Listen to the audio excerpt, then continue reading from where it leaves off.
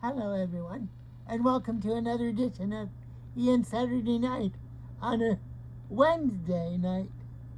I'm coming to you a little early because things have been dramatic in whatever reason. This time, mostly in the friendship zone.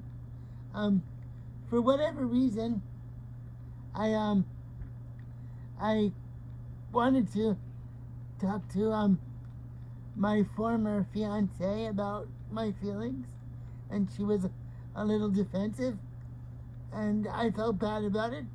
But on another level, um, she was recovering from COVID and saying she was sick. So I understand.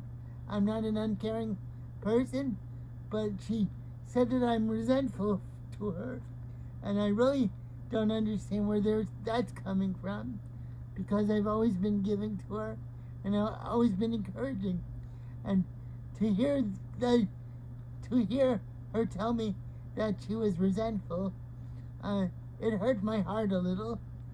But I have to understand that when somebody has darkness within them, as a psychic told me she had darkness within her, um, I have to take that into consideration. That people are not always forthcoming about their part in the relationship. I am the first one to always say that I have shortcomings, and maybe I acted a little self-centered in the relationship. However, she definitely made herself seem like she was holding me at arm's length and not available. By the same token, I know that she has a lot on her plate, but by her own words, she said she was with me for life, and that we've been through a roller coaster, and that she's with me through thick and thin, and I took it at her word. So that's why her about face, which most of you know about it, was so painful, because she impressed upon me that she was with me like crazy glue, and that's not the case. So it's always been painful. And then on another level, just today, when that happened, my aide texted me telling that she needs to talk to me, that something's not right, and she wouldn't tell me. She wouldn't tell me what it was. So that's also very troubling, because we've known each other for 20 years, my aide and I, and we've had some wonderful times together. So I'm worried about that too, and all these situations are blending together in my head, because I'm a surrealistic person, and that's what happens to my brain. My situation with Joaquin blends with my situation with my aide, because physically they kind of resemble each other. So it's all mixing with my head, even though my aide wasn't a romantic situation, but certainly I thought we were good friends, and for her to be cryptic with me doesn't feel so good. But maybe it's all in the way the stars are aligned with me.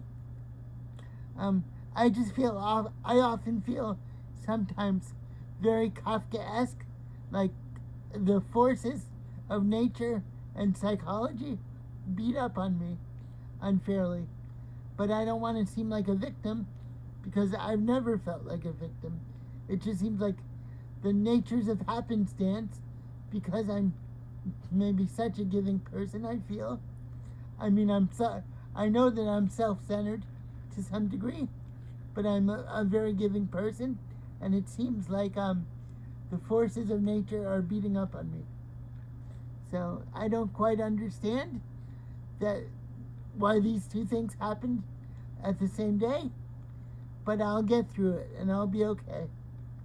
It just, for whatever reason, I feel the pain of the past year and a half, and it's building up on me, and I often feel like I'm the only one that experiences these things, even though I know that's not true. There's been many, many Ian Brockways. There are many, many Ian Brockways, and there's many Gail Brockways, and that's my mom, Gail Brockway. There's many of us. So I know that I'm not the only one. So it's just a weird thing, because those were two big whammies on the same night, and it seems a little much. But none of us get off easy. But when the time comes to, as I said in my last segment, when the time comes to shed our mortal coils, we're all back to nature again, and we all go into the afterlife, or at least I hope so. So I want to thank everyone for their enthusiasm of me.